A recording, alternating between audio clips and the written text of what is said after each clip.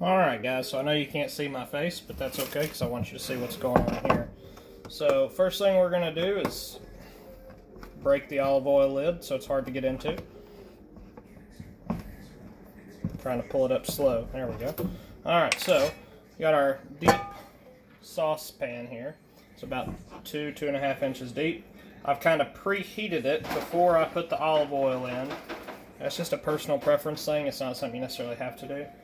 And we want enough olive oil to coat the bottom of the pan.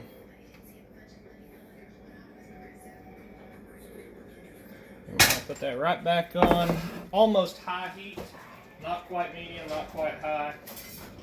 My dog spilled some water in the floor and now my sock is wet. Is that not just the worst feeling in the whole world? So I'm going to try and slide that off with the other sock. There we go. Okay. I don't mind stepping in water barefoot, but I don't want to step in it in my sock. It's weird. French knife, and what we're going to do is we're going to cut our onions and our garlic first. And if our oil gets hot before we're ready, like it is right now, I'm just going to shut that off for a second. So it won't take long. We'll cut the ends of our onion off, put those to the side, cut it in half, and we're going to peel back that outer layer of onion. And I took the first layer of onion too because it's a little green. It's not all the way ripe yet, but that's okay. And we're going to slice almost all the way through. And then we're going to dice them like that. And then when you get down to the end, you just finish your cuts one more time and boom. Do the same thing to the other side. And I kind of do mine different sizes, because some of them I like to kind of disintegrate in the sauce, so to speak. I don't put any onion powder or anything like that. Okay. And that oil is still nice and hot, so what we're going to do is we're going to go ahead and throw those onions in there. And what we want to do is we want to sweat those onions down until they're almost roasted. And then I've got another half of one right here. I don't want them to be roasted. I cut this one yesterday, so I'm going to cut the edge of it off so it's nice and fresh. We don't want them all the way roasted, but I want them nearly translucent, and we don't want them fried either. I want them nearly translucent because that's, you know, a good sweated onion, and I prefer it that way. So these we're going to cut just a little bit bigger than the ones we cut off the first one. I prefer to use white onions because, of course, as I'm saying that, it's starting to get to me a little bit, but they tend to make you tear up a little less, in my opinion. So, here's our onion. I'm going to shake that around a little bit. Now we need our elephant garlic, which is right here.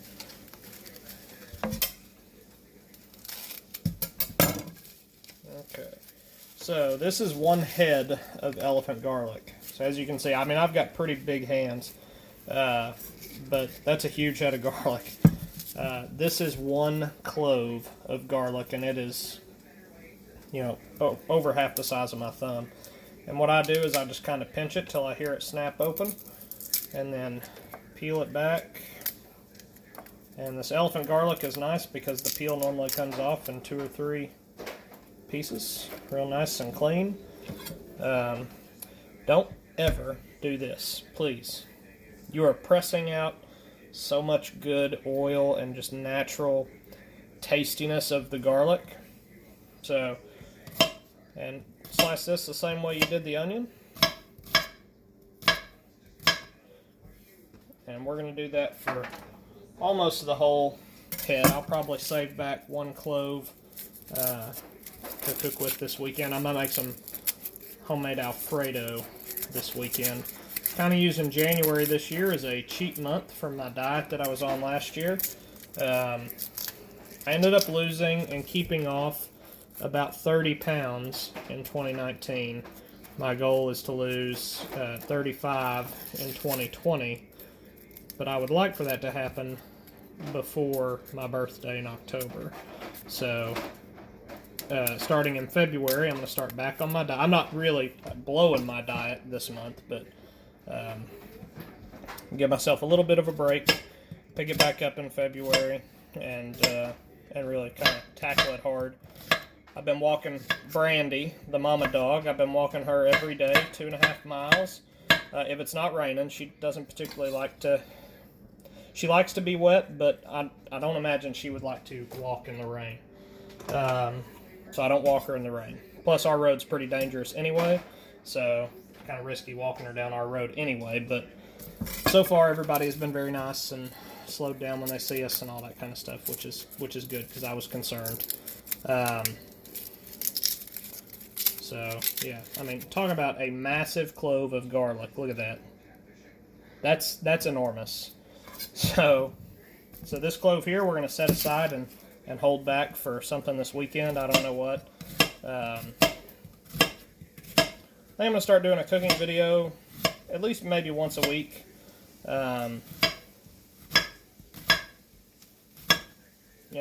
So if there's anything you guys would like to know how to cook or get my take on how I cook or something like that, post it in the comments, and I'm happy to do that.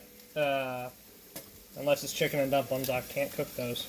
It's a mental block. It's my favorite thing that my mother makes for me. Of course, she hasn't made it in a long time, but I love it. So we are sweating our. I'm gonna try and show you all this. Sweating our onions and garlic together in olive oil. I don't season that. They're going to get enough seasoning together off one another, and we put enough in the sachet that it's going to be fine. Now, my grandmother does not put mushrooms in her sauce, and it's not in the original family recipe, but I like mushrooms. And I experimented one time with putting the baby bellas in there, and everybody liked it, so I've kind of stuck with that. Unless I'm making it for my granddad. If I have to make it, which has never happened, but if I have to make it, I'll have to make it without the mushrooms because I don't think he'll eat it. So we're just breaking these stems off. I do not put the stems in there. And we're going to use all these because I used some of them.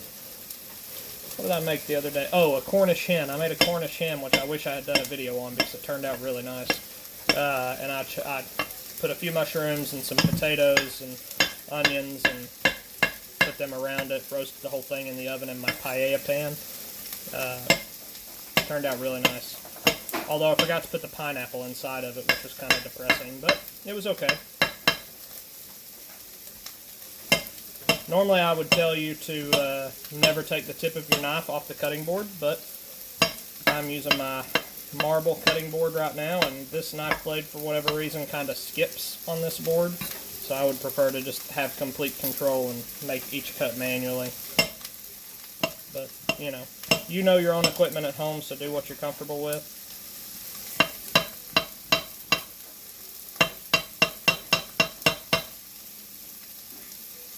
Alright, so our garlic and onions are starting to soak up that olive oil and brown a little bit, which is fine. Brown is fine, but we don't want them to burn. So you got to kind of watch them, and we're going to put in our first batch of mushrooms.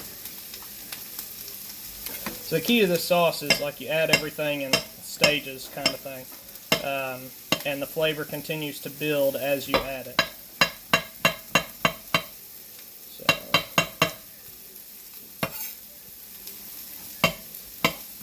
Let's see, what else is going on? I'm looking at houses. I'm to the point where I think it would be better to buy than continue to rent. So, looking at houses.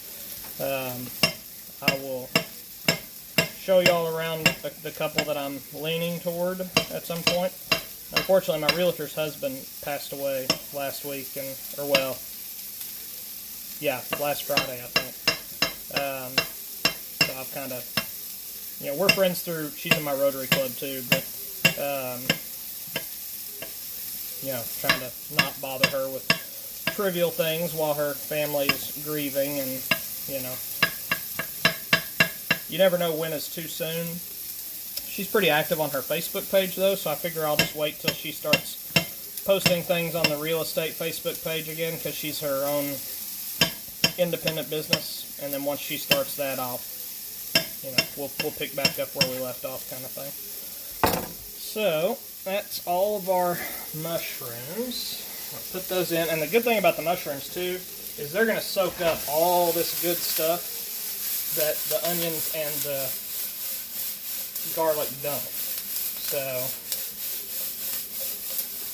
and if I really wanted to, I could just kind of pulse this and make this into a really nice duxelle, but we're not going to do that either. So, put y'all back over here. I don't have my video editing software anymore, so you guys are like getting unedited TJ for a little while. I'm going to turn the heat off for a minute and let that stuff get happy. And then what we're going to do is we're going to add our meat. Now, most of the time I will buy a roast or something and cut it up fresh, but my grandmother prefers to use stew meat, which is normally already chopped up. So that's what we're using today, because it was on sale at Food City. So, break that up in there. Man, a lot of people use wine in their sauce. We don't. It wasn't really in my great-great-grandma's recipe, and we don't, the mushrooms, and I'm the only one who has changed it, and the mushrooms are really the only thing that I've changed. Pork chops, so we put pork in ours. You leave the fat on, fat's good. I'll stack these because they're a little thin, but that's okay. And what we're going to do is we're just going to kind of we're going to rough dice these. They don't have to be perfect because, again, they're going to cook down and tenderize and everything. And what we'll do is we'll get this sauce on the burner in the next 20 minutes, and it's going to cook basically all night. I'll stay up with it until about midnight or so, and then I'm normally up by 4:30, so it'll be on, number 2 spot on the burner while I'm in bed, but I'll probably set a timer and get myself up about 2 and check on it, stir it, and then go back to bed.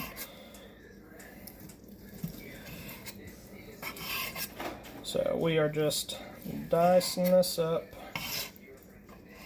Let's see, going back to Florida again in February. Super excited about that. Don't know what day for sure yet. I've got a couple of trainings coming up for work.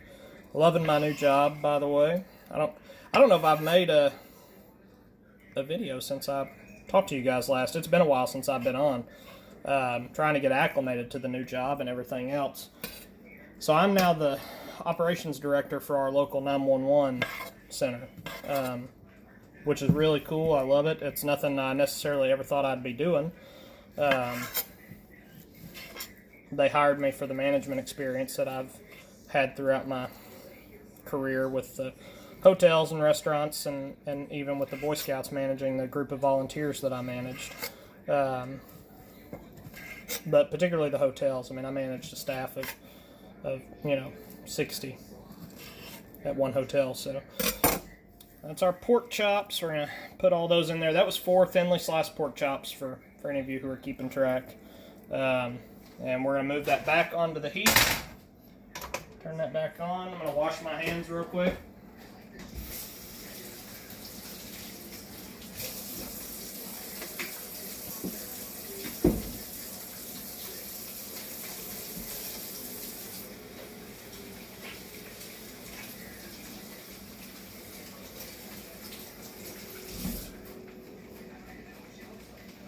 Ignore the state of my countertop back there too, because I have not, like I said, I'm in the process of remodeling this house too for my landlord. He and I are good friends, and I've been working on several small projects and hoping to get a few of them knocked out this weekend, and maybe I'll do a video on that too. So what we're going to do now is we are going to add a little bit of, and this is something I guess that I technically changed. Where's that container? No, seriously, guys, where's that container? Okay, I'll just open another one. I like to use this pink Himalayan sea salt. That's just a personal choice. It has nothing to do with the recipe or dissing regular salt. I just prefer it. So we're going to add a little more than a pinch. More of what I would call a smidge, not a smidgen. I think a smidgen is smaller than a smidge. So we've added a smidge of pink sea salt to that, Himalayan sea salt. And what we're going to do is we're going to let that cook for just a few minutes. We don't want the meat to be all the way done, but what we're going to do is we're going to keep it stirred up with our nifty little rubber spatula. Hello, lady. I've not dropped anything yet. Lady is down on the floor at my feet already. She heard the meat starting to brown, so she's looking for droppings from me for food.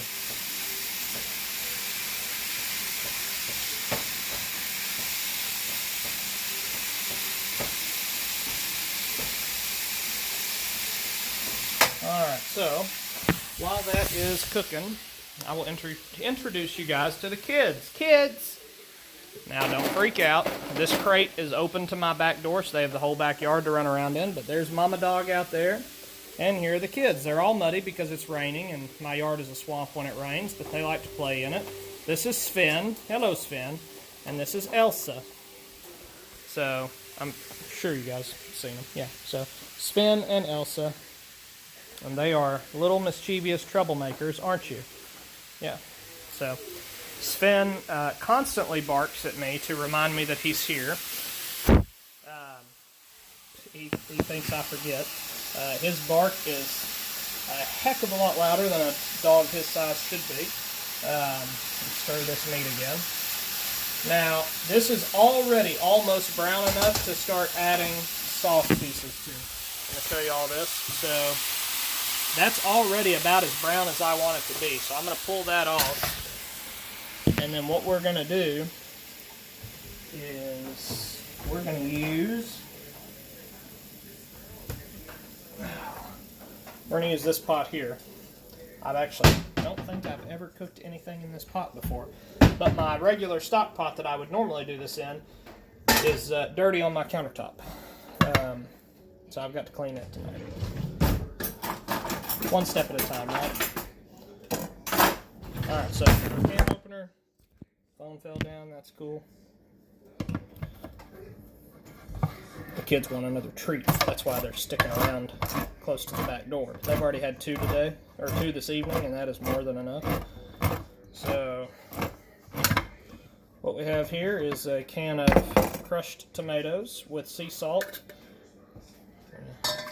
Pour that in.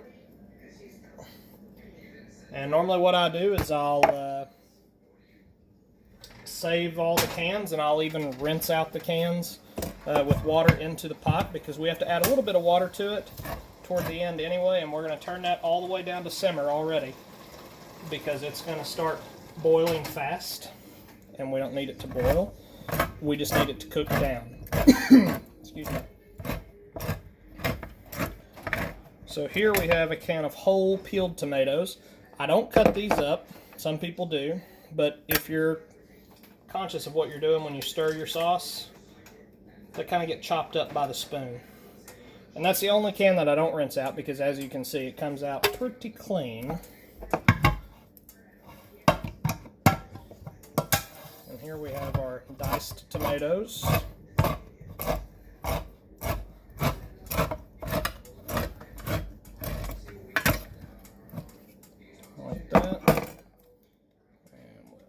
This one should come out pretty clean too. We may not have to rinse it either. Nope, that's good. The lid in there so we don't get cut.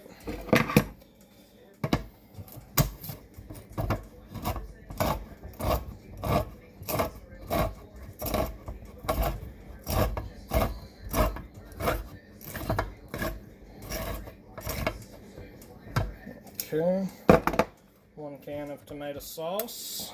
This one will have to be rinsed, and this pot may not be big enough. Definitely not going to be big enough. So what I'm going to have to do is clean that stock pot and then transfer all this. But what I'll do is I'll let the sauce ingredients start to simmer together while I'm cleaning that pot, and then I'll put it all together. But I'll go ahead and show you guys the rest of what I'm going to do real quick so you don't miss it. And then I'll make a second video probably in the morning about the cooking and what it's going to look like, and try and describe it to you. So, more tomato sauce. Oh, you know what? I think I have a big stock pot out in the garage too. It's a friend of mine. She lent it to me in May for the Boy Scout camp I was running before I took this new job. If it's still out there, I might just use it tonight. I'll still clean mine tonight, but I could use it tonight and speed up the process a little bit. And plus, it's quite a bit bigger than mine. And then we have a can of tomato paste. Tomato paste is important. I mean, it's kind of like a thickener that doesn't take away taste and doesn't add any outlandish taste that you don't want. So I'll go ahead and put that in there. And I use the big can of tomato paste. Some people buy the little cans, but in reality, if you're going to use 2 or more little cans, go ahead and get yourself a big boy can and use that, because it's easier to get out, in my opinion. And so this is one you won't rinse, because I'm using the rubber spatula to get out every last morsel of that concentrated tomato. Alright, so we've put all that in. Put that back on my eye. I'm going to let that kind of simmer together for a little bit. Let's see. Put some water in this one. And we're just going to kind of swish that around. And you could use your rubber spatula too for all these if you wanted to, but since we have to add water to it toward the end anyway, I just like to just do this. It gives you a little head start on that, and you just dump it into the next one, nice and empty and clean, and swish that around. The first time I did this, I splashed it everywhere, all over my counter. I was so upset, but one of those things you get good at, I guess. And dump that into the crushed, nice and clean, and one last time. And by the time you've done this, I mean, between 2 cans of sauce and 1 can of crush, you almost have a little bit of tomato sauce instead. So pour that in there. Definitely going to need a bigger pot, because that is all the way up to the rim. But that's all right. We can handle that. Let's see here. Now we need to go ahead and put our spices in the sauce. And I'm going to just kind of put it all into this bowl. So, right. And realistically, it's kind of just equal parts everything. And that's how I do it. My grandmother measures it out a little better. Hers is, I mean, of course, is infinitely superior to mine, but she does have, 70 years experience of making and watching this stuff be made. So I don't compare the two to apples to apples. I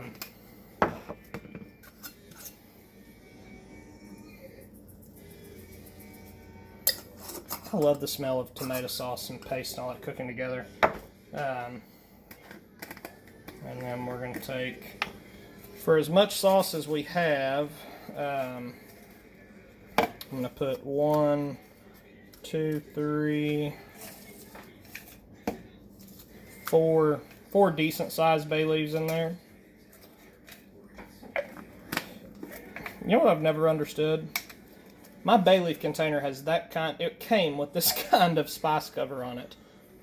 They're not ground. I don't know why anybody would grind up a bay leaf anyway. But ain't nothing going to come out of that hole. Nothing. This is very confusing. So what we're going to do is we're going to take that, we're going to dump it right in and stir it around just enough to get those spices mixing.